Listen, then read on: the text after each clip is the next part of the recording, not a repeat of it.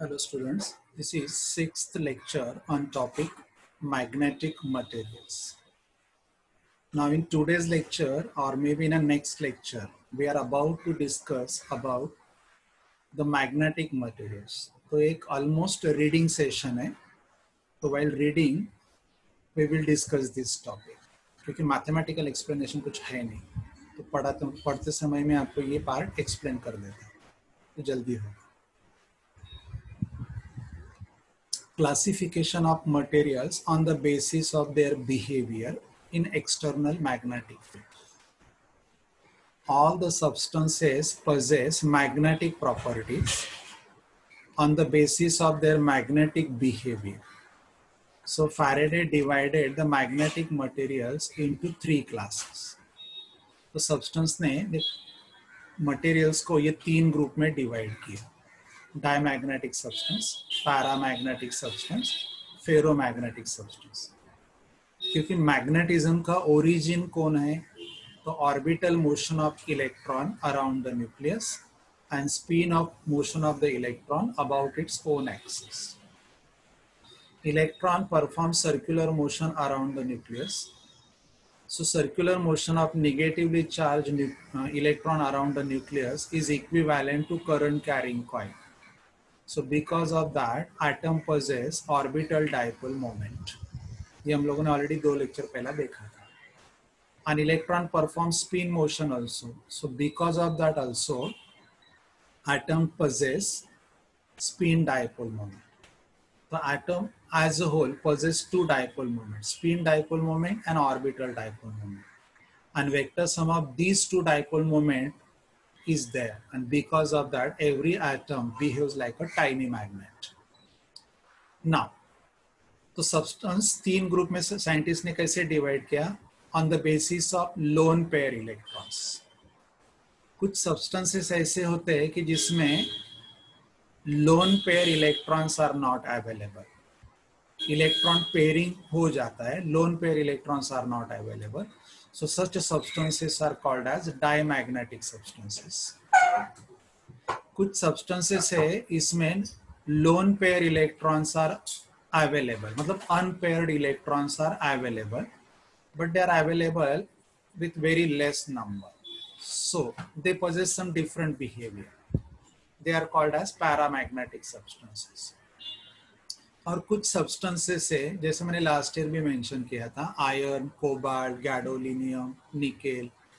ये सब्सटेंस में lone pair या अनपेयर्ड इलेक्ट्रॉन्स का नंबर बहुत ज्यादा होता है, so they possess a bit different behavior. They are called as ferromagnetic substances. So this is how substances are divided in three groups according to the lone pair electrons available and their behavior. तो हर substance के बारे में हम लोग थोड़ा थोड़ा detail में पढ़ेंगे. ठीक है, पहला लेते हैं diamagnetic substance. Substance which develop feeble magnetization in opposite direction of magnetizing field are called as diamagnetic substance. इसका मतलब ऐसे है, अगर आपने डायमैग्नेटिक सब्सटेंस को मैग्नेटिक फील्ड में रखा तो ये उस मैग्नेटिक फील्ड को असिस्ट नहीं करता है. इनफैक्ट ये उस मैग्नेटिक फील्ड को लो लेवल पे अपोज करता है. So it always has a tendency to move from strong part of magnetic field to the weak part of magnetic field. ये उसका ऑब्जर्व बिहेवियर है. Such substances are weakly repelled by magnets and tend to move from stronger part to weaker part of the magnetic field. Atoms and molecules of zero magnetic dipole moment is right. इसमें जो atoms या molecules रहेंगे, इसमें electron pairing हो जाता है. अगर electron pairing हो गया तो lone pair electrons are not available, so there dipole moment is what, zero, when they are not present in external magnetic field. Magnetic field में रखने के बाद क्या होगा, so they have a tendency to move from strong part of the field to weak part. Diamagnetism ये universal property of substance है, मतलब majority substances possess this behavior, diamagnetism. ये कुछ एग्जाम्पल्स है, ये रिपीटेडली पढ़ने का, ये याद नहीं रहते। हाँ, अगर आप ये याद कर सकते हो, अगर लोन पेयर इलेक्ट्रॉन्स अवेलेबल नहीं है, ऐसे आपको याद रहेगा तो bismuth, copper, lead, zinc, tin, gold, silicon, nitrogen, water, sodium chloride, hydrogen, mercury, antimony. These are the examples of diamagnetic substance. अगर हम लोग ये पढ़ेंगे तो क्लियर अंडरस्टैंडिंग हो रहा है कि डायमैग्नेटिक सब्सटेंस सॉलिड स्टेट में भी अवेलेबल है, लिक्विड स्टेट में भी अवेलेबल है और गैसियस स्टेट में भी अवेलेबल है, राइट? ओके, अभी डायमैग्नेटिज्म का ओरिजिन क्या है वो देखते हैं। ये थोड़ा अंडरस्टैंडिंग के लिए डिफिकल्ट है, राइट? एग्जाम में कभी आता नहीं। ठीक है, ये देखो, in atom of diamagnetic substance, electron occur in pairs. One of the electron revolves in clockwise direction and the other revolves in anti-clockwise direction. तो net orbital dipole moment zero हो गया क्योंकि pairing हो गया. So in the absence of external magnetic field, magnetic dipole moment cancel each other and the resultant magnetic moment of atom is therefore zero. When atom of diamagnetic material is kept in external magnetic field, अगर आपने ऐसे material को external magnetic field में रखा तो क्या होगा? The speed यानी लीनियर स्पीड v या angular speed omega of revolution of electron whose orbital magnetic moment is in the direction of external magnetic field.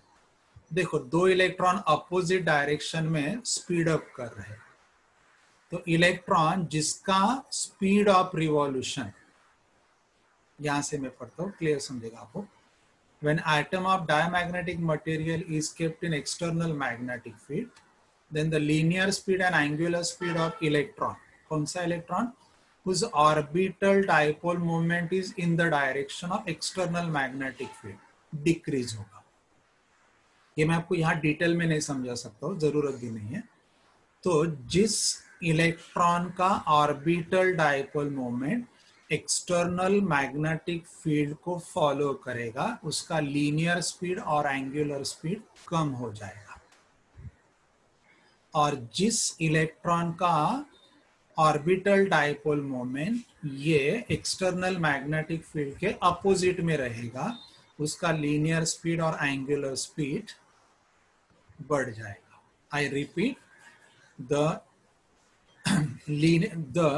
electron whose orbital dipole moment is in the direction of external magnetic field, इसका speed linear as well as angular कम हो जाता है, and the electron whose orbital dipole moment is in opposite direction of external magnetic field, उसका linear and angular speed ये बढ़ जाता है। कैसे? अगर आपको ये जो पार्ट है, कैसे ये पार्ट हम लोग अपना जो लाइव सेशन का लेक्चर रहता है उसमें मैं आपको डिटेल में पढ़ाएगा, क्योंकि ये 6 या 7 स्टेप में पढ़ाना पड़ता है, उतना स्कोप बोर्ड एग्जाम के लिए है ही नहीं, खाली 2 statement.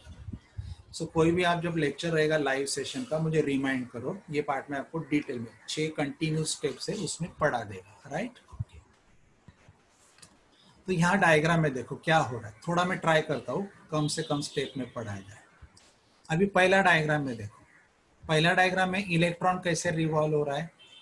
Electron is revolving what? Clockwise. अगर इलेक्ट्रॉन क्लॉकवाइज रिवॉल्व होगा तो इलेक्ट्रिक करंट रहेगा एंटी क्लॉकवाइज। इलेक्ट्रॉन अगर क्लॉकवाइज रिवॉल्व हो रहा है तो इलेक्ट्रिक करंट रहेगा एंटी क्लॉकवाइज, क्योंकि electric current is a flow of positive charge. तो यहाँ इलेक्ट्रॉन करंट क्लॉकवाइज है तो इलेक्ट्रिक करंट एंटी क्लॉकवाइज है। अभी जिस डायरेक्शन में इलेक्ट्रिक करंट है उस डायरेक्शन को राइट हैंड का 4 फिंगर से फॉलो करो, तो थंब आ जाएगा वर्टिकली अपवर्ड, थंब आ जाएगा वर्टिकली अपवर्ड। तो that is the direction of orbital dipole moment, right? अभी हम लोगों ने अगर यहाँ एक्सटर्नल मैग्नेटिक फील्ड इंट्रोड्यूस किया, ये बी अंदर दिख रहा है, तो ये बी के साथ अगर ये कंपेयर करोगे यहाँ पे, तो यहाँ पे ये orbital dipole moment external magnetic field का डायरेक्शन को फॉलो कर रहा है, मतलब असिस्ट कर रहा है। तो यहाँ पे इस इलेक्ट्रॉन में इलेक्ट्रिक करंट इंड्यूस होगा, यहाँ इलेक्ट्रिक करंट इंड्यूस होगा, क्योंकि ये जो मैग्नेटिक फील्ड है, दिस मैग्नेटिक फील्ड में ये इलेक्ट्रॉन रिवॉल्व कर रहा है। तो यहाँ पे ये जो मैग्नेटिक फील्ड है ये टाइम चेंजिंग हो गया। Time changing magnetic field induces the current in the electron, और ये इंड्यूस करंट जो रहता है ये always opposes the cause responsible for its production. याद रहे, मैं वापस शुरू से बोलता हूँ। इस डायग्राम में ये इलेक्ट्रॉन क्लॉकवाइज मोशन परफॉर्म कर रहा है, तो इलेक्ट्रिक करंट एंटी क्लॉकवाइज आ गया। तो according to the direction of electric current, angular जो ऑर्बिटल डायपोल मोमेंट है वो अपवर्ड होगा। ये कब तक? As long as external magnetic field is not applied. तो यह देखो, ये इलेक्ट्रॉन क्लॉकवाइज है, इलेक्ट्रिक करंट एंटी क्लॉकवाइज है, और ये ऑर्बिटल डायपोल मोमेंट आ गया। Right, okay. ये जब तक आप एक्सटर्नल मैग्नेटिक फील्ड नहीं अप्लाई करोगे ऐसे ही रहेगा। फिर हम लोगों ने क्या किया, ये मैग्नेटिक फील्ड इंट्रोड्यूस किया। अभी जिस डायरेक्शन में मैग्नेटिक फील्ड इंट्रोड्यूस किया उसी डायरेक्शन में ऑर्बिटल डायपोल मोमेंट है, उसी डायरेक्शन में ऑर्बिटल डायपोल मोमेंट है। तो ये एक्सटर्नल मैग्नेटिक फील्ड क्या करेगा, यहाँ का मैग्नेटिक फील्ड जो है इलेक्ट्रॉन मोशन की वजह से उसको टाइम चेंजिंग कर देगा। उस टाइम चेंजिंग मैग्नेटिक फील्ड की वजह से इलेक्ट्रॉन में करंट इंड्यूस होगा, और ये जो करंट इंड्यूस होता है according to laws of electromagnetic induction, जब हम लोग EMI पढ़ेंगे, वो करंट अपने प्रोडक्शन का जो कॉज है उसको अपोज करता है। तो उस करंट कैसे रहेगा, डायरेक्शन ऑफ करंट ऐसे रहेगा कि वो अपने प्रोडक्शन का जो कॉज है उसको अपोज करेगा। तो यहाँ का इंड्यूस करंट क्या रहेगा, अपोजिट रहेगा। इसका ये करंट कैसे रहेगा, अपोजिट रहेगा। तो देखो, ये जो इंड्यूस करंट है, ये इंड्यूस करंट इस करंट को क्या कर रहा है, अपोज कर रहा है। क्योंकि क्या होगा, ये करंट बढ़ेगा ना, टाइम चेंजिंग मैग्नेटिक फील्ड की वजह से ये करंट बढ़ने वाला है। तो ये करंट बढ़ रहा है इसलिए इंड्यूस करंट आ रहा है। तो ये इंड्यूस करंट इस ओरिजिनल करंट को जल्दी बढ़ने नहीं देगा, तो ये इंड्यूस करंट आ जाएगा। तो ये इंड्यूस करंट क्या करेगा, ये बढ़ने नहीं दे रहा है इस ओरिजिनल करंट को। तो इस इलेक्ट्रॉन सर्कुलर मोशन का लीनियर स्पीड और एंगुलर स्पीड ये रिड्यूस करेगा। तो यहाँ पे देखो, if the direction of orbital dipole moment is in the direction of magnetic field, उस इलेक्ट्रॉन मोशन रिटार्ड होता है, उसका लीनियर स्पीड भी कम होता है, उसका एंगुलर स्पीड भी कम होता है इस केस में। अभी इस केस में देखो, ये जो इलेक्ट्रॉन है, ये इलेक्ट्रॉन कैसे रिवॉल्व हो रहा है, एंटी क्लॉकवाइज। अगर ये इलेक्ट्रॉन एंटी क्लॉकवाइज रिवॉल्व हो रहा है तो इलेक्ट्रिक करंट क्लॉकवाइज हो गया, या इलेक्ट्रिक करंट कैसे हो गया, क्लॉकवाइज। अगर इलेक्ट्रिक करंट क्लॉकवाइज है तो करंट को फॉलो करने वाले 4 फिंगर्स लो राइट हैंड के, तो थंब नीचे चला जाएगा। So thumb represents the direction of orbital dipole moment, ये in the absence of magnetic field. जब आप मैग्नेटिक फील्ड इंट्रोड्यूस करोगे तो ये ऑर्बिटल डायपोल मोमेंट जो है ये मैग्नेटिक फील्ड का अपोजिट डायरेक्शन में चला गया। तो ये मैग्नेटिक फील्ड एक्चुअली क्या करेगा, इस डायपोल मोमेंट को रिड्यूस करेगा। ये रिड्यूस कर रहा है, इसीलिए इंड्यूस करंट इंट्रोड्यूस हो रहा है। तो यहाँ इंड्यूस करंट क्यों इंट्रोड्यूस होता है, क्योंकि external magnetic filled orbital dipole moment को रिड्यूस कर रहा है। तो इस डायग्राम में करंट ऐसे इंड्यूस होगा तो ये ऑर्बिटल डायपोल मोमेंट को रिड्यूस नहीं होने देगा, क्योंकि ऑर्बिटल डायपोल मोमेंट अगर रिड्यूस होगा तो करंट रिड्यूस हो रहा है, तो ये ऐसे इंड्यूस होगा तो ये करंट को रिड्यूस नहीं होने देगा। So thereby orbital dipole moment will not reduce. तो ये करंट ओरिजिनल करंट को असिस्ट करेगा।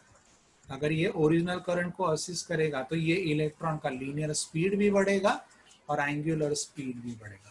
इसीलिए उन्होंने प्रिसाइजली बोला है कि जिस इलेक्ट्रॉन मोशन का ऑर्बिटल डायपोल मोमेंट फील्ड को असिस्ट करेगा उसका लीनियर और एंगुलर स्पीड कम होगा, और जिस orbital dipole moment external magnetic field को अपोज करेगा उसका स्पीड बढ़ेगा। तो यहाँ पे यहाँ लीनियर स्पीड कम हो रहा है और दूसरी डायरेक्शन में बढ़ रहा है। तो यहाँ there is a change in orbital dipole moment, linear speed and angular speed double हो जाएगा। मतलब कैसे हुआ, एक पर्सन 2 मीटर राइट में गया एक्स एक्सिस पे और एक पर्सन 2 मीटर लेफ्ट में गया एक्स एक्सिस पे, तो एक -2 मीटर डिस्प्लेस हुआ, एक +2 मीटर डिस्प्लेस हुआ, तो दोनों में नेट डिस्प्लेसमेंट कितना हुआ, 4 मीटर। वैसे एक का ऑर्बिटल मोमेंट एक डायरेक्शन में कम हुआ तो एक डायरेक्शन में बढ़ा, तो एक्चुअली वो क्या हो गया, डुप्लीकेट हो गया, राइट। तो नेट ऑर्बिटल डायपोल मोमेंट यहाँ जो नॉन जीरो इंट्रोड्यूस हुआ, ये नॉन जीरो किसके अपोजिट डायरेक्शन में जाता है, बी के अपोजिट डायरेक्शन में। देखो यहाँ पे क्या होगा, इस डायरेक्शन में क्या होगा, निगेटिव होगा, ये इस डायरेक्शन में पॉजिटिव होगा, तो फाइनली इस डायरेक्शन में ये डबल हो गया, और इस डायरेक्शन में जो ऑर्बिटल मोमेंट डबल हो गया ये इसके अपोजिट डायरेक्शन में हुआ, and that is why such a atom या सच अ डायमैग्नेटिक सब्सटेंस अगर हम लोगों ने एक्सटर्नल मैग्नेटिक फील्ड में रखा तो उसमें नेट डायपोल मोमेंट इंड्यूस होता है, and that net dipole moment opposes this magnetic field. इसीलिए डायमैग्नेटिक सब्सटेंस को प्रॉपर्टी होता है to move from stronger part of the field to weaker part of the field. This is what scientist try to explain origin of magnetism. इस part पे question नहीं आएगा origin of magnetism, ध्यान रहे, लेकिन पढ़ो काम आएगा। हाँ, प्रॉपर्टीज ऑफ डायमैग्नेटिक सब्सटेंस आपको अच्छे से करना है। जो प्रॉपर्टीज डायमैग्नेटिक सब्सटेंस के लिए है वही जो नंबर्स है पैरा और फेरो के लिए, ध्यान रहे। प्रॉपर्टीज पढ़ते समय 3 कॉलम में लिख लेने का, डाई का पहला कॉलम, पैरा का दूसरा और फेरो का तीसरा, तो कॉलम वाइज प्रिपेयर करने का, तो आपको डिस्टिंग्विश बिटवीन भी आ जाएगा और सीक्वेंस भी ध्यान रहेगा, क्योंकि नंबरिंग सेम है।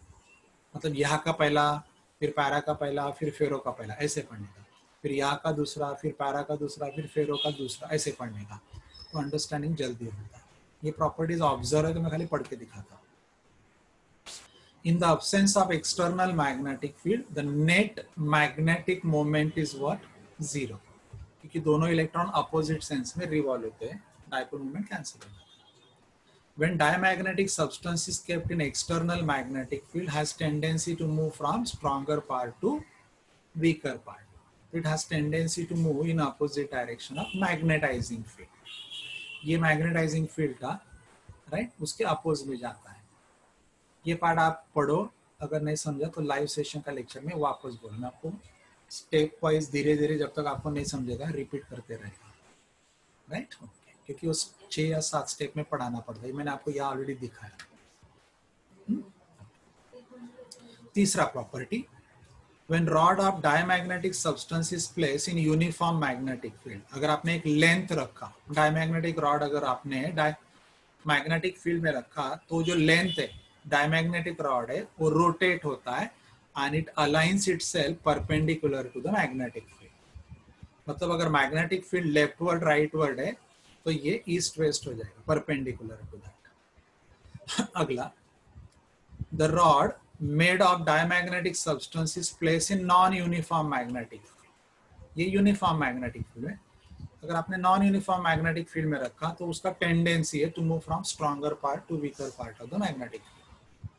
अगला, the rod made up of diamagnetic substance is place in magnetic field, तो ये मैग्नेटिक लाइंस ऑफ फोर्स को उसके कंटेंट से पास नहीं होने देता है।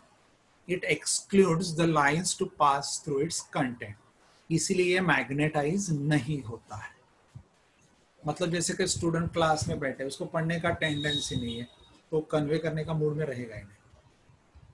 हाँ, अगर आपने डायमैग्नेटिक लिक्विड वॉच ग्लास पे लिया और वो वॉच ग्लास 2 अनलाइक पोल्स पे अंदर रखा, मतलब एक एन पोल है और एक एस पोल है, 2 अलग अलग मैग्नेट है, एक का एन पोल ले लो और एक का एस पोल ले लो, तो दोनों में थोड़ा सा गैप रहेगा, and on that gap you keep the watch glass filled with the diamagnetic liquid।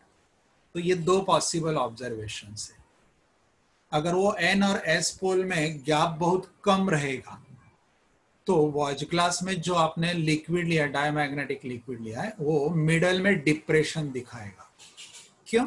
क्योंकि मिडल में मैग्नेटिक फील्ड स्ट्रांग रहेगा when the poles are close to each other. ये डायमैग्नेटिक लिक्विड मिडल से दोनों साइड में spread हो जाएगा और मिडल में डिप्रेशन आ जाएगा। हाँ, अगर आपने पोल्स को और सेपरेट किया तो मिडल में इलेवेशन आ जाएगा। These are the observation.